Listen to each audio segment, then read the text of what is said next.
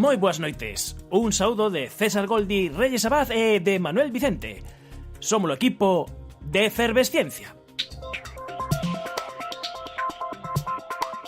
A Antártida ten un aquel místico que reside no inconsciente colectivo de moita xente tanto como o espazo exterior. É como ir á Lúa. Isto é do alpinista Jon Krakauer. Tan só 12 astronautas teñen pisado a superficie da Lúa, pero pola contra contamos con presenza permanente de científicos na Antártida desde a década dos 50 do século pasado. A estación Amundsen Scott está situada case prácticamente no polo sur xeográfico. O seu carón atópase ao telescopio de neutrinos IceCube.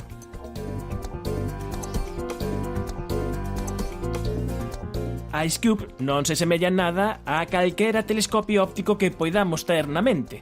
Como o seu propio nome indica, é un cubo de xeo, pero neste caso un cubo de xeo xigante que ocupa un volume dun quilómetro cúbico. IceCube está atravesado de 86 cordas, como se fose unha batea, da que penduran 5.000 detectores ópticos. Detectores ópticos que teñen como misión capturar a feble luz azul, luz chamada luz Cherenkov, que se produce ás moi raras ocasións nas que un neutrino chega a interaccionar cunha molécula de auga do xeo. E si, os neutrinos han ser os protagonistas desta edición efervescente. E como escoitaremos esta noite, podemos pensar neles como os anacos máis diminutos de realidade.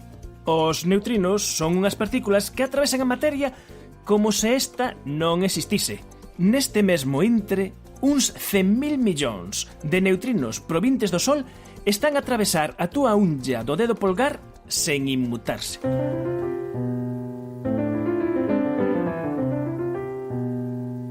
O experimento IceCube estuda cal é a orixe dos neutrinos extrasolares que son extremadamente enerxéticos.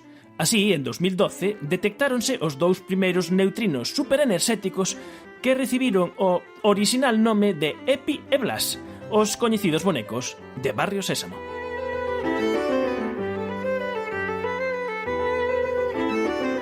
Esta semana soubemos pola revista Nature Physics que o telescopio de neutrinos IceCube tamén pode ser usado para facer unha radiografía da Terra.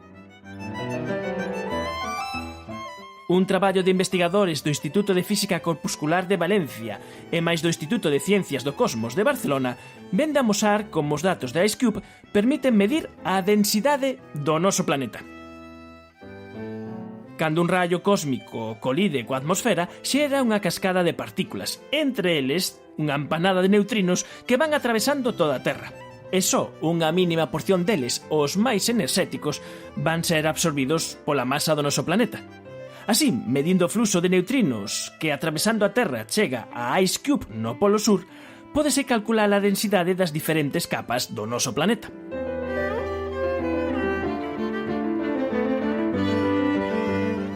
Este método aínda non ten a precisión das medidas tradicionais da densidade da Terra que se fan estudando as ondas sísmicas, pero con máis e mellores datos da IceCube propónse que estes poidan achegar información útil sobre o núcleo interno do noso planeta, onde os datos que obtemos dos terremotos non son tan bons. Así que os neutrinos que nos atravesan de continuo tamén poden servir para facerlle unha fermosa tomografía a todo o planeta. Sorride a ver se saímos todos guapos. Benvidos á Efervesciencia. Hai outros mundos, pero están neste. Efervesciencia. Doses de ciencias en contraindicacións. Patrocinado pola FECIT, Fundación Española para a Ciencia e a Tecnoloxía, Ministerio de Ciencia, Innovación e Universidades. Unha colaboración da Universidade de Santiago e a Radio Galega. O apoio da Axencia Galega de Innovación da Xunta de Galicia.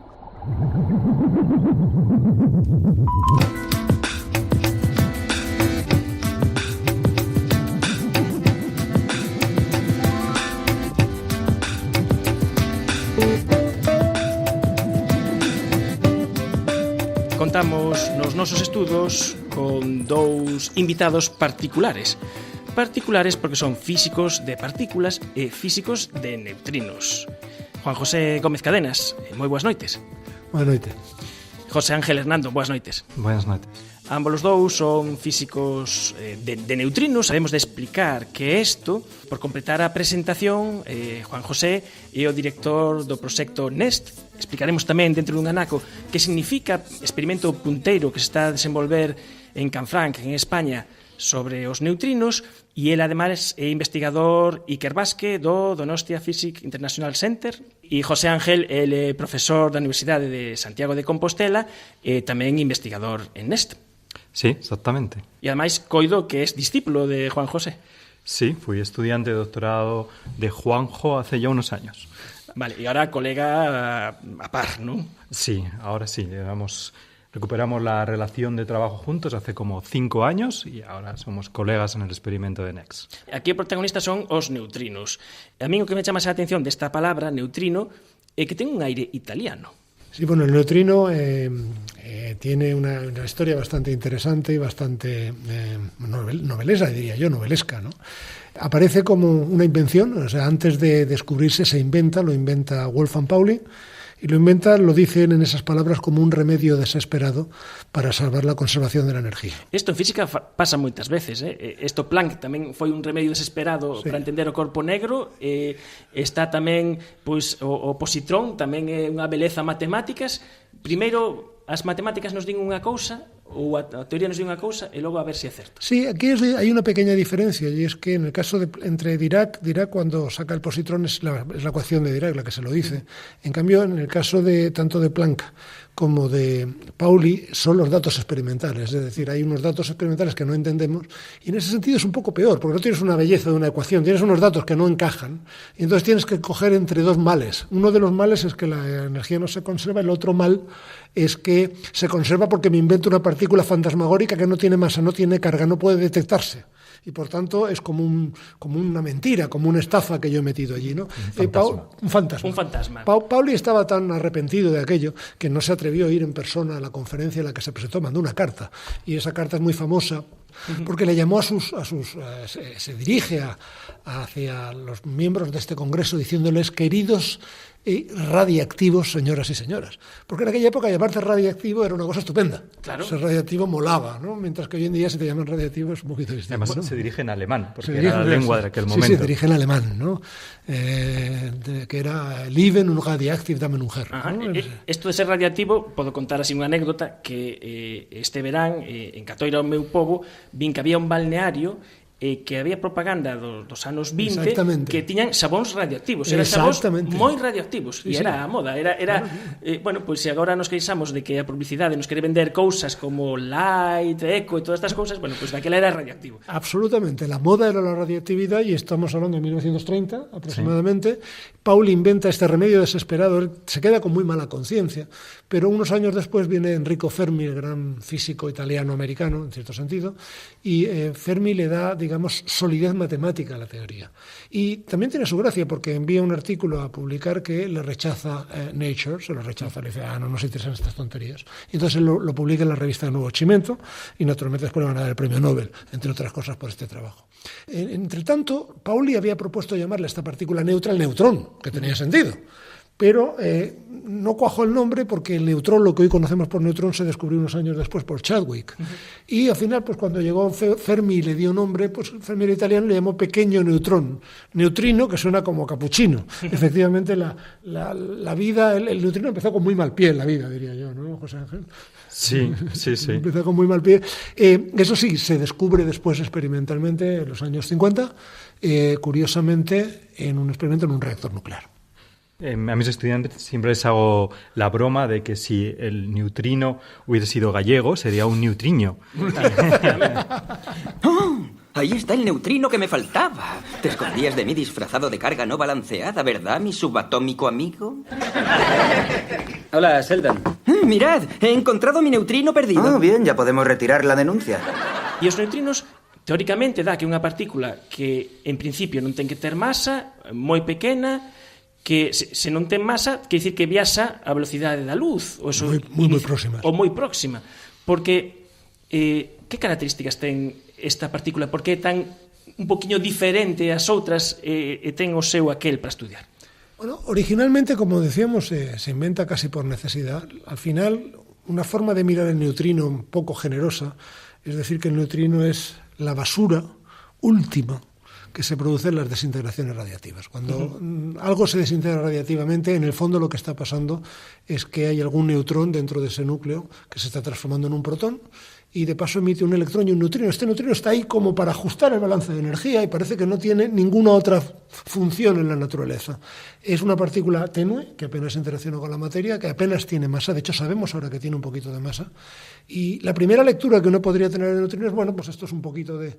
La naturaleza no sabía ajustar bien, puso estos neutrinos, el mundo está lleno de neutrinos, el universo está lleno de neutrinos. Que nos están a atravesar en este momento por millóns, ¿no? Por trillones, prácticamente. Trillones. Bueno, son 100.000 millones por centímetro cuadrado, si no me equivoco. Sí. Casi Es todos el vienen tamaño de una uña, más o es menos. el tamaño de una ¿no? uña. Entonces, y casi todos vienen del Sol. O sea, el Sol nos manda prácticamente, no nos manda tantos neutrinos como luz, pero casi. Esta sería una forma de hablar de ellos, pero hay otras formas de hablar de ellos que atañen, digamos... La física moderna ha tenido algunos de sus grandes éxitos, precisamente cuando se observa que la gente empieza a mirar, dice, pues yo sé calcular cuántos neutrinos vienen del Sol porque estos neutrinos se producen en reacciones nucleares. ¿Y o qué son? Y entonces, como yo sé calcular estas reacciones nucleares en el Sol, sé cuánta luz, mido cuánta luz y digo, pues si viene tanta luz, tiene que venir tantos neutrinos. Pongo un detector de neutrinos en la Tierra, mido a ver cuántos neutrinos espero y encuentro... sorpresa. Encuentro 3 veces menos, ¿no? Exactamente. Son prácticamente lo más próximo a la nada que hemos descubierto los físicos, ¿no? Porque de las 4 fuerzas que hay en la naturaleza, que son la gravedad, la fuerza electromagnética, la fuerte y la débil, ellos solo sienten la débil. Y como su nombre indica, es una fuerza débil, ¿vale? No tenían masa, ahora sabemos que tienen masa, aunque es ridícula, no tienen carga eléctrica y tampoco sienten la fuerza fuerte. Entonces son realmente, como Juanjo dice, pues no sé, los residuos últimos, ¿no? Sí, a mí me gusta llamarle pedacitos diminutos de realidad, ¿no? Ajá. E estes pedacitos diminutos de realidade que decías que se podía calcular cantos botaba Sol, te esos números moi elegantes todos moi maravillosos, vas a medir e te dá xusto un tercio do que debía dar. Exactamente, eso fue uno de los misterios o uno de los puzzles que estuvo pendiente en la física durante muchísimo tiempo, en el que por un lado teníamos los cálculos teóricos que eran muy precisos de Bacall, en el que él había calculado exactamente cuántos eran los neutrinos, el flujo de neutrinos que llegaban a la Tierra, pero sin embargo el experimento de David estaba midiendo un tercio de los neutrinos. Y yo me imagino que entre ellos debía estar siempre la disputa de quién se estaba confundiendo, claro, ¿no? Porque ademais te podes equivocar, pero que sexa un tercio, aí pasaba algo. Sí, esto se llama, entonces, hay una época en que habla la gente del misterio de los neutrinos solares, el puzzle de los neutrinos solares, y pues empieza a pensar la pelota, eso es que Bacall lo hace mal, eso es que Davis lo hace mal, eso es que los dos lo hacen mal, y pasan así unas par de décadas, o quizá alguna más, hasta que aparece otro puzzle de los neutrinos que vienen de la atmósfera, porque nos llegan también neutrinos que se producen en los choques de los rayos cósmicos, de las partículas de gran energía, que chocan contra la atmósfera, afortunadamente para nosotros, porque si no nos freirían. E fan esas empanadas cósmicas das que nos tengan falado aquí Enrique Zas. Sí, efectivamente. Estas empanadas cósmicas que también nos hacen llover neutrinos, y una vez más vuelve a salir que hay menos neutrinos de lo que nos esperamos. Estos son experimentos que se hacen en Japón, ahí ya he participado yo, ya pasé una buena década mientras José Ángel estaba en Estados Unidos, creo, estaba yo en esa época en Japón, y ahí vuelve a salir, al final, poniendo las cosas juntas, sale que la explicación de todo esto es que los neutrinos en realidad son partículas que tienen un poquito de masa. Ese poquito de masa hace que tú los produzcas, digamos, en un determinado estado de masa, a lo largo de su propagación, esos estados de masa se van mezclando, porque resulta que no hay un solo neutrino, sino 3 tipos de neutrinos con 3 masas diferentes. E a Trinidade, isto. Es la Trinidad. O misterio de la Santísima Trinidad dos neutrinos. El misterio de la Santísima Trinidad de los neutrinos es muy buena. Esta lo vamos a incorporar a nuestro, porque me encanta la idea. Porque son uno, pero en realidad son 3. Son uno, pero en realidad son 3. Sí. Que bueno, no vamos a hacer ninguna alusión a otras trinidades, pero es bastante interesante. El caso es que cuando haces la medida, este uno, que en realidad son 3, se colapsa en uno, y este tipo da este fenómeno que se llama oscilaciones de neutrinos, es un fenómeno mecánico cuántico, es una de las demostraciones más evidentes que la mecánica cuántica maneja las partículas elementales y supuso un gran descubrimiento, digamos, de los años próximos, ¿no? El descubrimiento que, sin embargo, queda por hacer, que tenemos que movernos un poco deprisa, es el de cuál es la naturaleza del neutrino, ¿no? Porque también, por la época de 1930 o por ahí, hay un genio italiano, hay un señor llamado Ettore Majorana, del que el propio Fermi, el que hemos hablado hace un momento, dijo que era un genio al nivel de Newton o Galileo, mucho cuidado. Que son palabras mayores. Son palabras mayores. Y a este Ettore Majorana se le ocurre que el neutrino podría ser una partícula auténticamente neutral. ¿Quiere decir auténticamente neutral? Quiere decir que la mayor parte de las partículas no tienen una carga, algún tipo de carga. Por ejemplo, el electrón tiene una carga eléctrica negativa. Y su primo en el mundo de la antimateria, el positrón, tiene una carga positiva. Y podemos, de hecho, ir de uno a otro simplemente transformándolos, de electrón negativo a electrón positivo. El neutrón, que no es del todo una partícula elemental, pero para lo que nos sirve lo es neutra, pero tiene una carga que se conjuga y sabemos distinguir entre un neutrón y un antineutrón, hacen cosas diferentes. Pero el neutrino creemos que es Majorana dijo, puede ser una partícula absolutamente neutra. Es decir, hecho, es la única partícula fundamental que puede ser su propia antipartícula. Materia, digamos. El fotón puede ser su propia antipartícula, el Higgs pueden ser, pero esos no son materia, no son constituyentes, no son ladrillos de la materia, ¿no? Es lo único que puede serla, y Majorana dijo, pues si es la única que puede serla, debe serla. Es una maravillosa idea teórica. Que é unha pregunta que está abertísima. Abertísima, no solo abertísima, sino que la respuesta es fundamental, es del tamaño de descubrir el Higgs, en mi opinión, cercana, es algo extremadamente esencial y sin embargo, requiere experimentos bastante complejos, porque para poder descubrir que el neutrino es su propia antipartícula hace falta buscar una reacción nuclear muy rara que se llama desintegración doble beta sin neutrinos. Ese é o voso santo graal. Eso o que queredes buscar se existe, pero é unha desintegración radiativa moi rara. Canto de rara? Non unha cosa que pasa unha vez cada 1000 anos, nin cada 1 millón de anos, cada canto se dá unha desintegración desa que queredes buscar. Los límites ahora que estamos barajando, estamos hablando de que sucede una vez cada 10 a la 26 años. Cando levamos unha potencia de 10 ou 26, quer dicir que lle poñemos 26 ceros. Exactamente. Es como 16 universos uno detrás del otro. O sea, si nos fijamos en un solo átomo de xenón, por ejemplo, a xenón le puede ocurrir esto, en ese solo átomo, y le decimos, ¿tú qué probabilidad tienes de que pase eso? Bueno, pues espérate 10 universos seguidos. Y claro, el truco que a mí me gusta esto llamarle lo que nosotros hacemos la lotería de lo imposible, ¿no? Recordando las obras de Borges, ¿no? Donde siempre había números mágicos. Aquí la lotería de lo imposible se juega entre una probabilidad que se acerca a cero y un número que se acerca a infinito, porque lo que hacemos es nos aprovechamos de que el número de Avogadro, el número de átomos que hay en la materia es muy grande. 6,022 por 10 a 23. Y entonces lo que hacemos es que ponemos 100 kilos, o si no nos llega con 100 kilos, ponemos 1 tonelada de xenón en nuestro experimento, y entonces tenemos 10 elevado a 27, 10 elevado a 28 átomos en nuestro detector.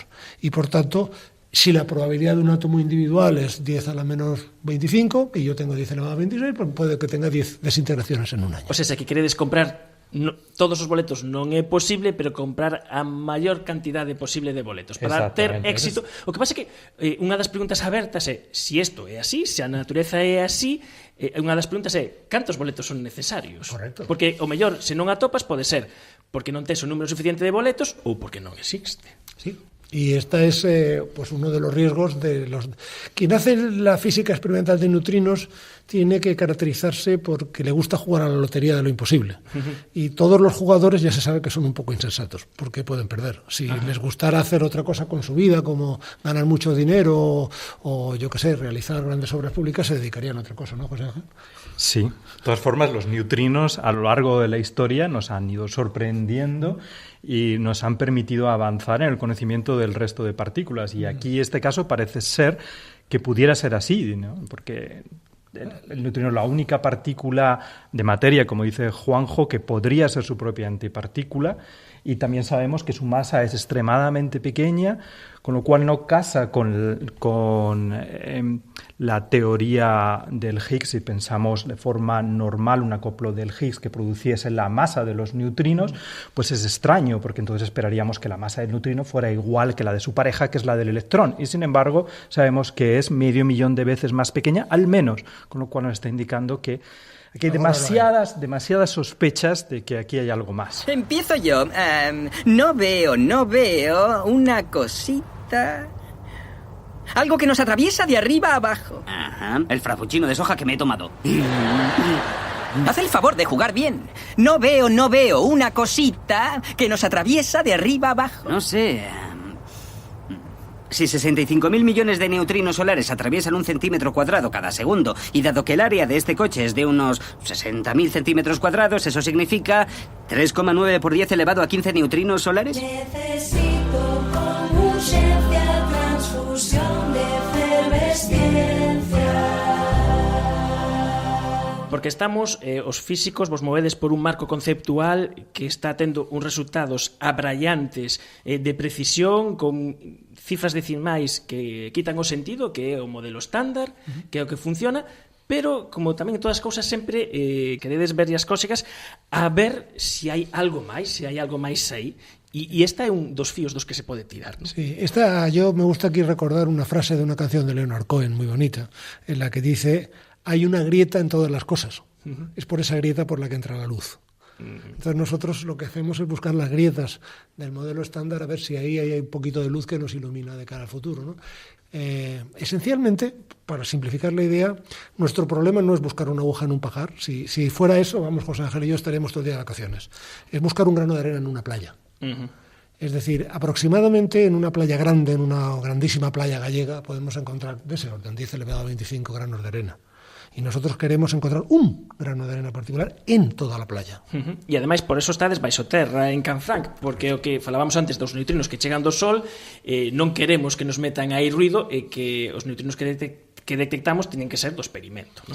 Bueno, más complejo todavía que esto, nosotros intentamos hacer el experimento encima de la Tierra, la famosa, recordando a nuestro amigo Zas, nos caería encima una lluvia enorme de rayos cósmicos, es decir, la atmósfera nos una empanada de rayos cósmicos. La palabra que di Enrique Zas, también profesor de la Universidad de Santiago. Sí, y él tiene todas las razones, un gran experto además, él sabe mucho de esto.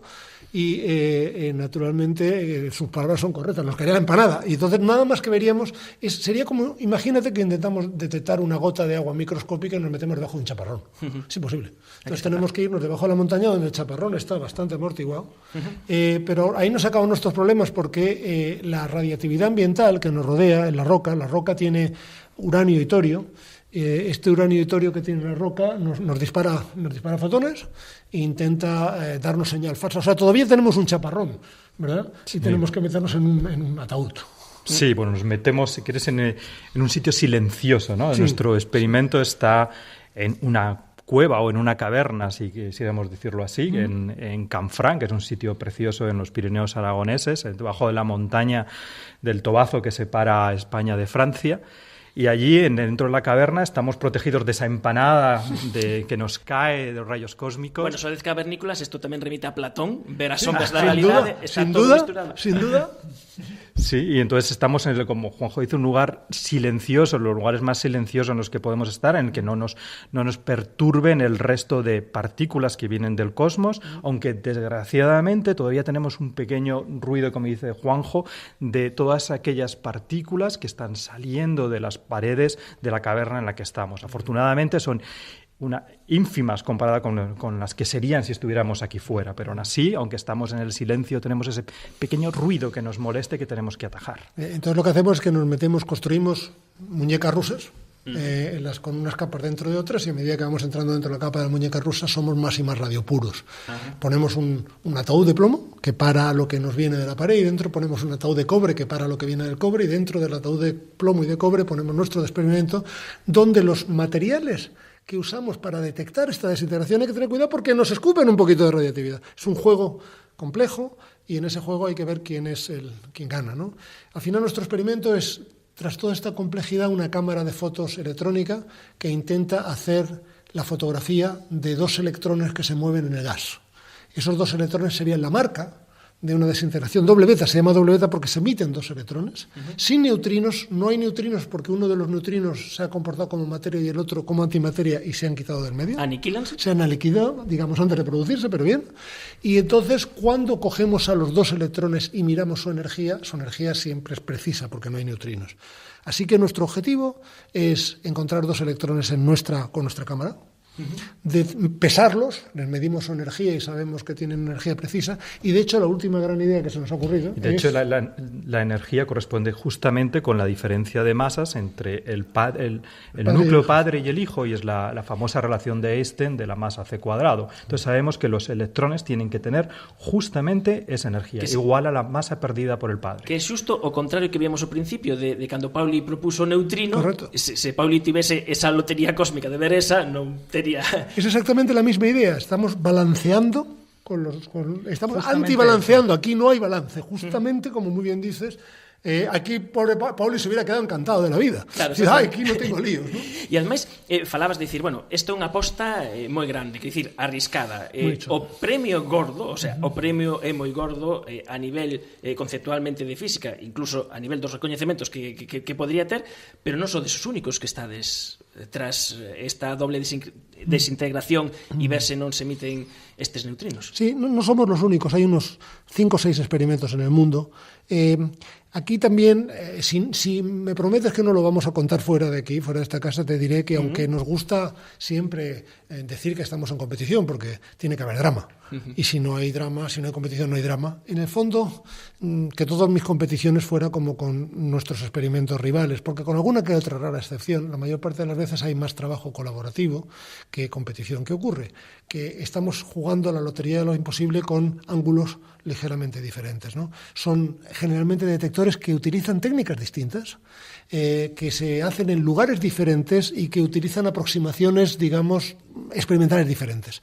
Con lo cual, lo que estás intentando es maximizar que en alguno de estos aparezca. Es una competición que yo diría que es mucho más bien una cooperación, un trabajo de equipo donde, por supuesto, se mantiene un poco de drama. Sí, ¿no? unha cooperación que alguén vai levar o premio, non sabe quen. O a lo mejor todos. Esto no es la primera vez que ocurre en física de neutrinos, ocurre en oscilaciones, que varios experimentos llevan el premio. Ajá. Unha cousa que aínda non comentamos, xa se nos está acabando o tempo, pero coido que non nos podíamos despedir se comentar isto, por que esta importancia deste experimento, decir, bueno, pois o neutrino é a súa antipartícula, bueno, non entendemos moi ben os profanos o que quere dicir, pero está aí.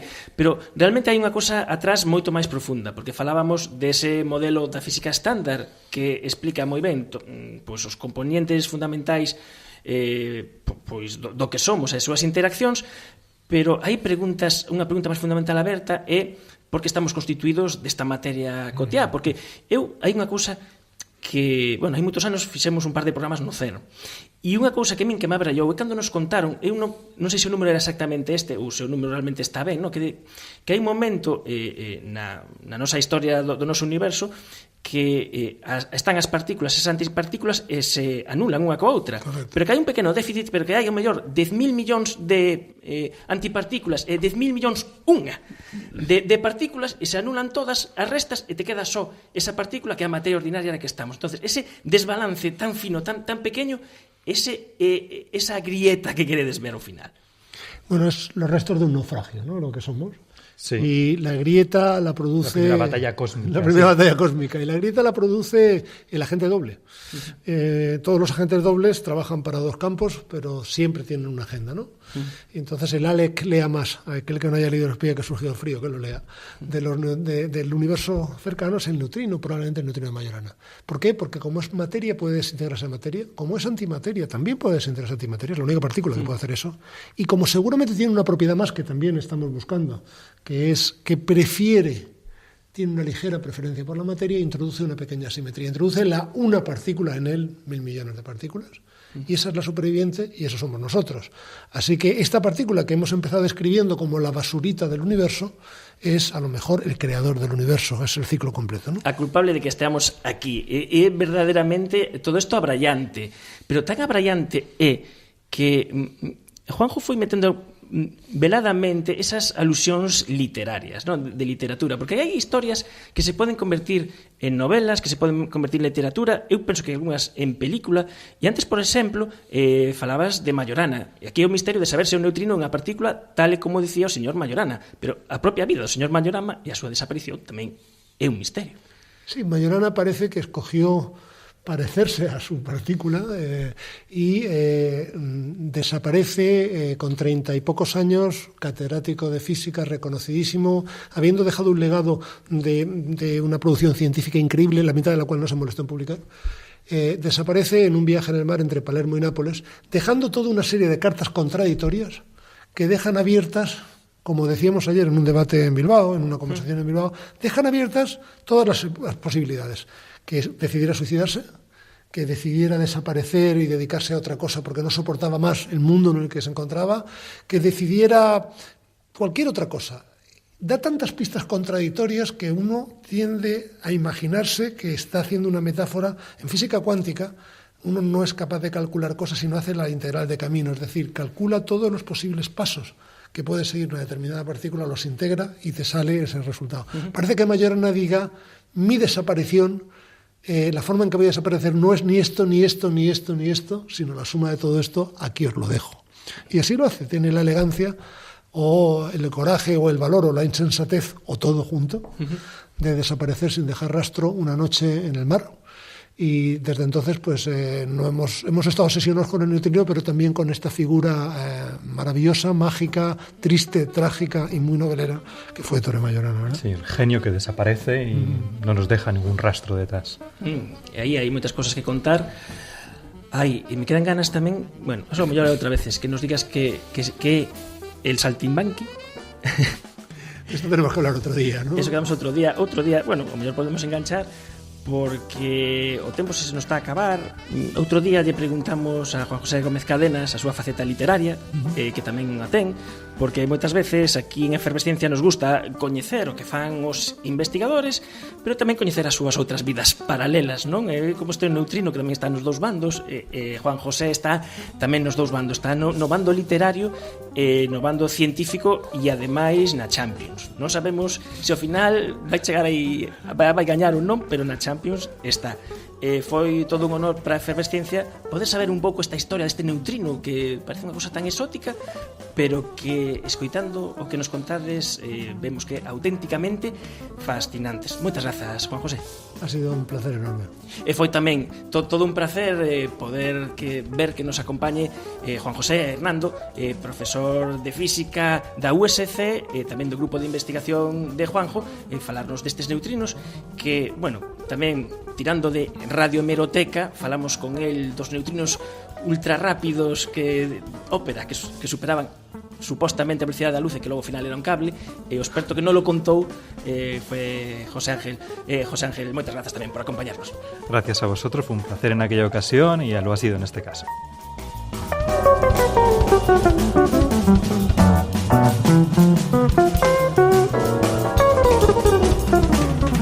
Compañero, ¿qué vas a estudiar? Pues aún no sé. Profesor, ¿qué va a enseñar este semestre? Lo mismo que enseño todos los semestres. Matemáticas de los campos cuánticos de neutrino. Le puse ese título para que nadie se atreviera a matricularse. Matemáticas de los cánticos de un cretino. Cuente conmigo. Por favor, Fray, yo no sé enseñar. Yo soy profesor. A Ciencia, na Radio Galega.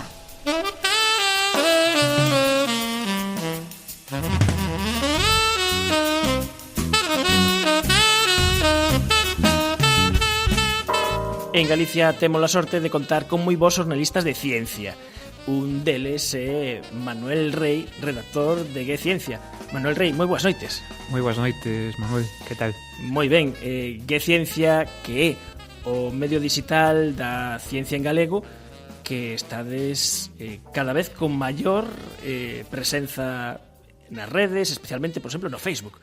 Sí, xusto hai poucos días pois celebrábamos aí un pouco un efeméride, non? As cifras redondas sempre se celebran E, bueno, pois cumplimos aí os 50.000 seguidores, non? Que, como todo o mundo sabe, pois, últimamente Facebook, para ben e para mal, tamén é unha fonte de moito tráfico para os medios, pois, nada, aí esa cifra redonda, pois, que tamén é unha alegría. Manuel Rei, o ano pasado, gañou o segundo premio de xornalismo científico da Real Academia Galega das Ciencias cun traballo sobre o mal descoñecido da Costa da Morte. Cal é ese mal?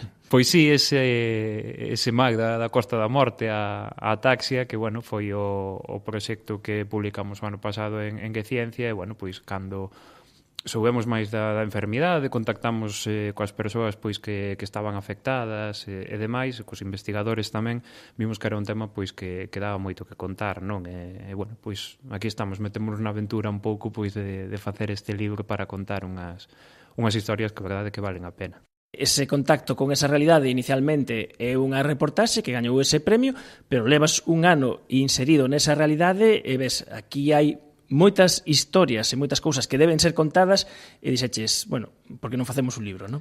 Sí, un pouco acicate tamén foi o congreso que se fixo este mes de xuño pasado, a finais de xuño, en Cabana de Bergantiños, precisamente o concello pois onde viven a maior parte dos afectados, e veu xente pois de todo o mundo, realmente veu xente de Xapón, veu xente tamén dos Estados Unidos, que está tamén investigando, Alemania, tamén Cataluña, Albacete, bueno, un montón de sitios viñeron xuntarse aquí, e foi un pouco acicate, non, para volver a contactar sobre todo con María Jesús Sobredo e Manuel Arias, que son os neurólogos, bueno, no caso de María Jesús Sobredo tamén xenetista, que estuveron traballando máis a fondo sobre a enfermidade, non? Contactei con María Jesús, con Manuel, con algúns dos afectados da Asociación Galega de Ataxias tamén.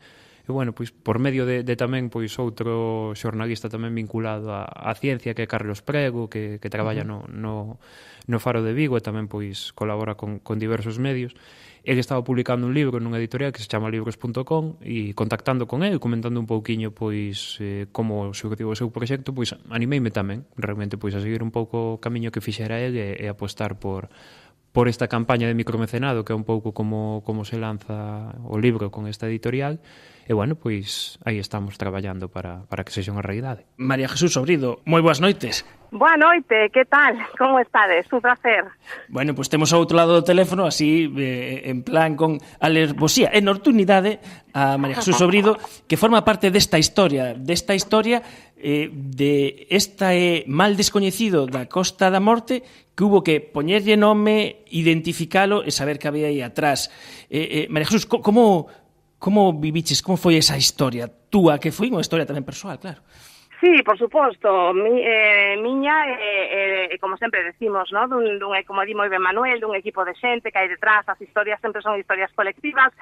Logo, a nivel personal meu, pois, esta historia supuso e sigue sendo aínda, pois un período moi importante da miña vida personal e profesional. Eu cando voltei de facer a miña estadia postdoctoral en Estados Unidos, ao pouco tempo solicitei un contrato Miguel Servet ao Instituto de Salud Carlos III, o solicitei con este tema como proxecto, como proposta de investigación, e, polo tanto, digamos, o que chamamos os investigadores Miguel Servet o proxecto Mochila, non? Entón, digamos, o meu, aínda que no meu grupo estudiamos outras enfermidades tamén, outras ataxias, non somente esta, e outras enfermidades genéticas, pero esta é, digamos, a nosa nena, o neno mimado, non? O noso guiño dereito, porque, bueno, foi moito tempo, moita relación cos pacientes, coa zona, en fin, que vou a contar. Eu penso que Manuel o conta moito mellor que a min.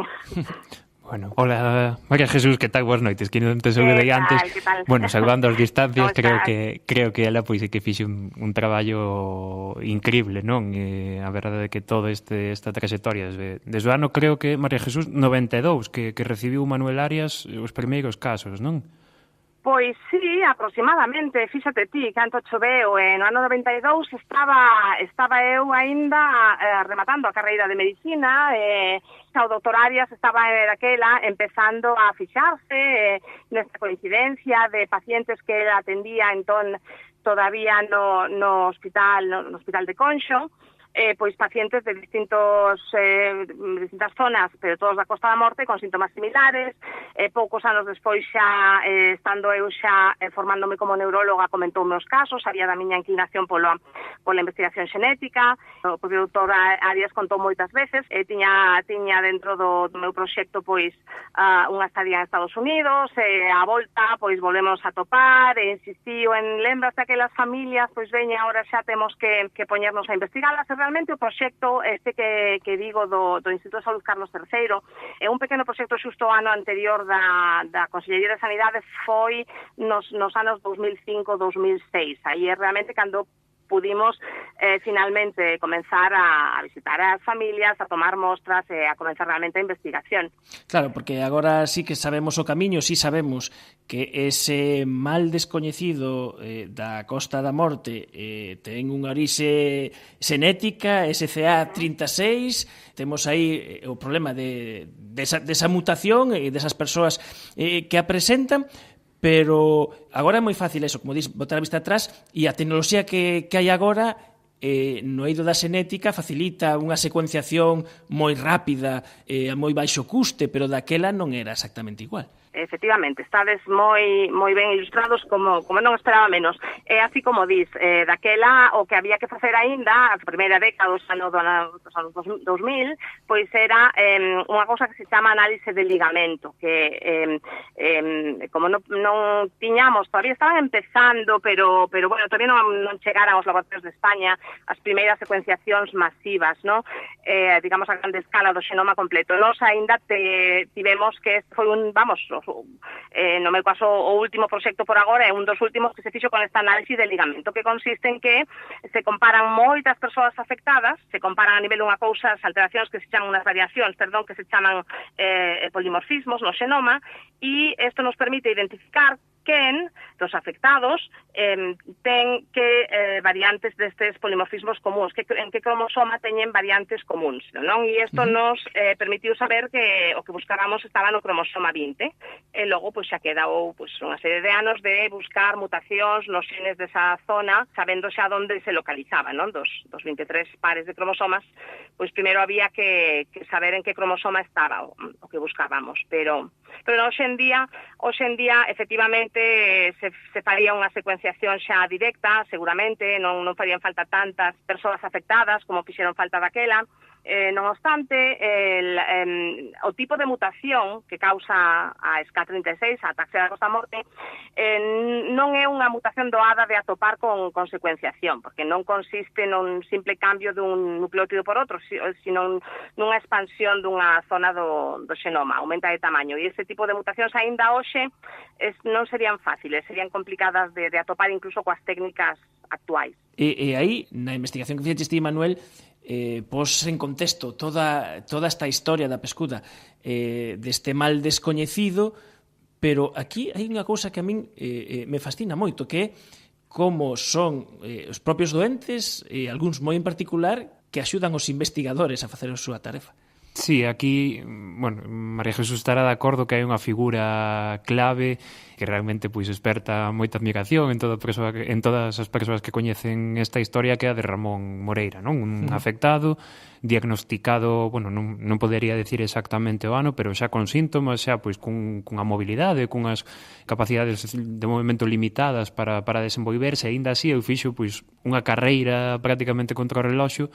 Empezou a preguntar, a buscar en arquivos parroquiais no mosteiro do San Martiño Pinario, preguntando polas casas, por familiares, veciños, coñecidos, e a verdade é que un traballo que fixo para desvelar a árbore genealóxica, non, de todas estas familias que compartían esta expansión do xen que explicaba María Jesús.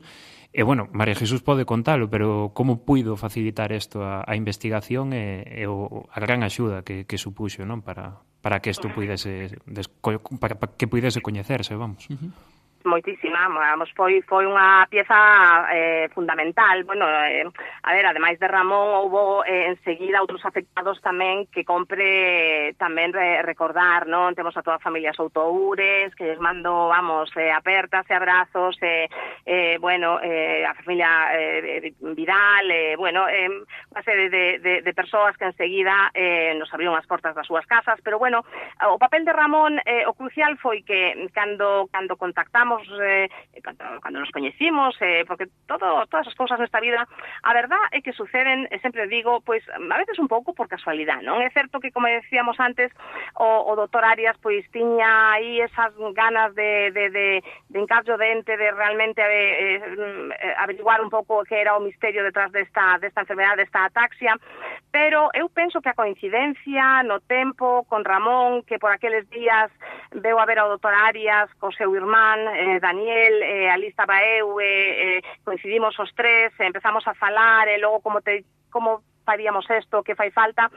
Penso que tamén foi unha pieza non solamente clave na axuda que prestou, sino probablemente incluso catalizando que isto sucedera, non? Porque inmediatamente, naquelas primeiras conversas, captou a necesidade de identificar o meirande número posible de afectados e de como, canto máis distantes estiveran nas súas relacións familiares, maior sería a posibilidade de estreitar, digamos, o cerco ao...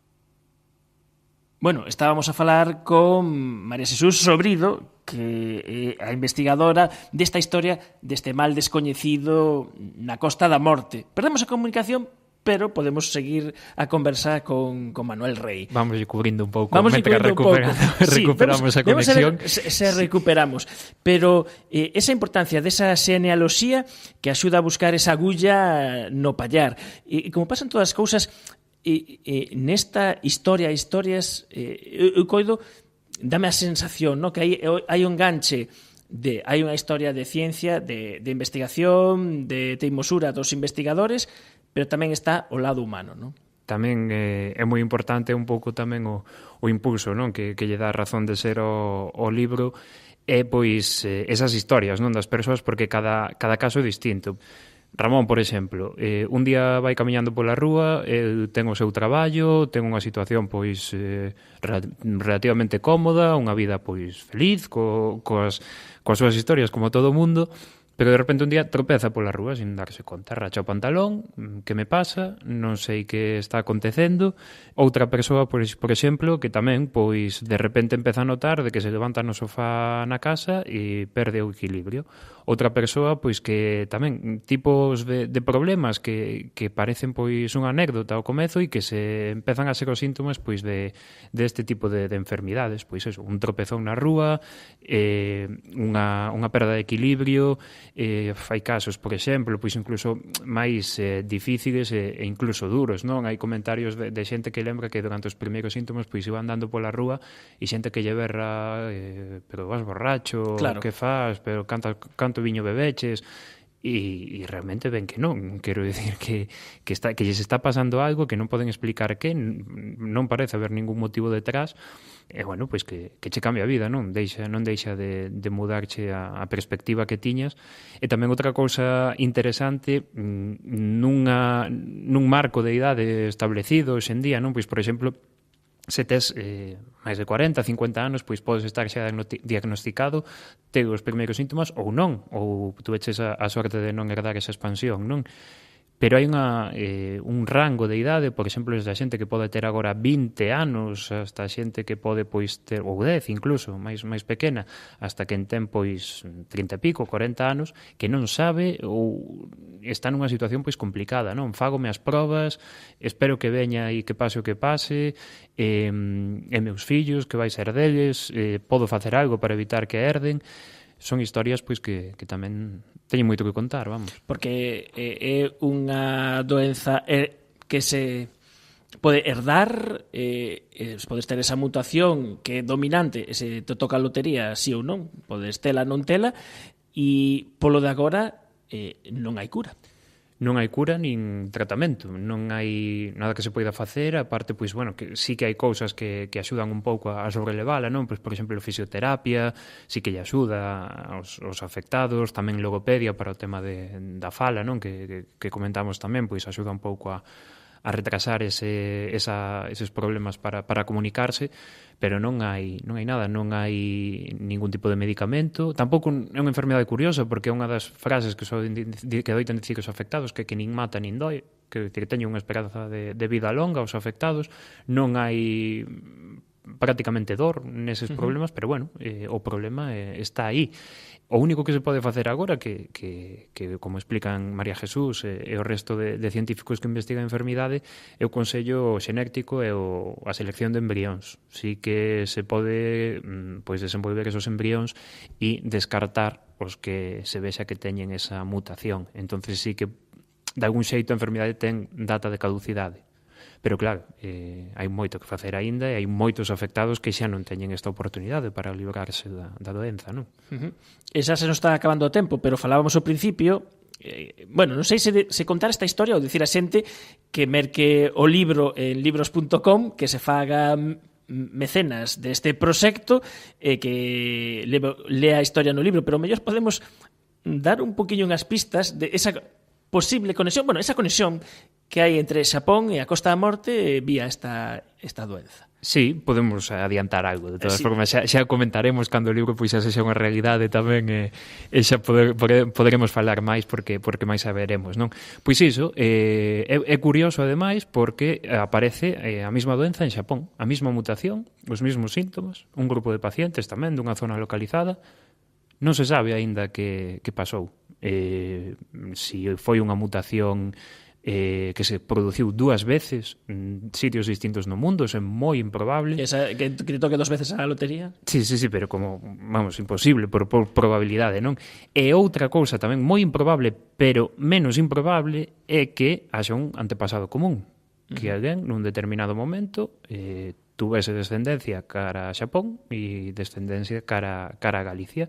Movementos migratorios, non se sabe. Por agora estás estudiando, estás investigando, pero non se sabe como pode ser. Entonces é unha historia tamén moi curiosa, non? E hai tamén outros núcleos afectados, que de feito houve tamén novidades estes días, novos afectados, novos casos en Alicante, hai un núcleo en Albacete tamén, hai pequenos núcleos Francia, Polonia. Entonces, pois, é como un crevacabezas, é unha historia por contar que, bueno, igual poderemos saber máis nos próximos meses. É unha historia por contar que está tendo o seu reflexo neste libro, neste proxecto de libro que si vai sair, porque acadaches o financiamento mínimo de mecenas para sair, pero que obviamente se hai máis xente que se anima a ser mecenas dos libros en libros.com, pois seguramente ten maior difusión. Ademais, chamoume a atención porque, claro, neste clase de proxectos de micromecenado, pois hai que dar unha serie de recompensas, non? Das as típicas recompensas de, pois tantos libros, estes libros asinados, dedicatoria, pero fíxome moita graza, non sei se é habitual, ou mellor si o é, eu non o sabía, a historia que unha das recompensas é o manuscrito coas correccións do editor. Sí, é tamén como unha especie de regaliño, non? Para quen aposta un pouco máis, pois é un pouco facer partícipe tamén os mecenas, non? A quen pon a súa confianza, pois ver tamén desde dentro como un pouco ese proceso, pois decir, isto foi como chegou o manuscrito ali e este é un pouco pulido, non? Como se converte un libro pois nunha cousa máis comestible e máis digerible para o público xeral. É unha recompensa que é verdade curiosa e que, bueno, que animo tamén, se alguén quere ter o manuscrito, pois que se anime. Exactamente. Eu xa, despois desta conversa xa me vou facer mecenas para polo menos ter un exemplar.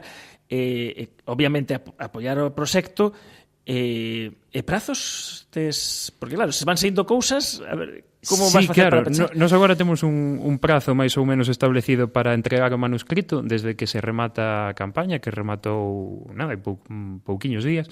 E agora pois temos que enviar o manuscrito nun prazo de máis ou menos 2 meses, aí empeza o período de corrección desas revisións que recibirán tamén os mecenas, e supoño pois eso, comezos de ano que ven, cara a finais do inverno, comezos da primavera, pois xa estarán nas librerías e tamén pois xa vos lo contaremos para que tamén pois se poida ver xa o libro en papel e coñecer esas historias. Que gran historia esta doenza descoñecida que ahora o é un pouco menos grazas a este traballo de xornalismo científico de Manuel Rey, redactor de Ciencia.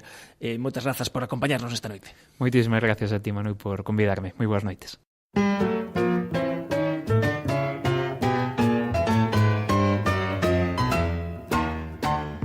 Efervesciencia. Patrocinado pola FECIT, Fundación Española para a Ciencia e a Tecnoloxía, Ministerio de Ciencia, Innovación e Universidades, unha colaboración da Universidade de Santiago e a Radio Galega. O apoio da Axencia Galega de Innovación da Xunta de Galicia. E isto todo por esta noite. Xa sabes que nos podes atopar na túa aplicación favorita de podcast no teu móvil, en iVoox, Apple Podcast, Spreaker, Spotify ou Ciencia. Ata o vindeiro mércores ás 12 da noite na Radio Galega. Adeus.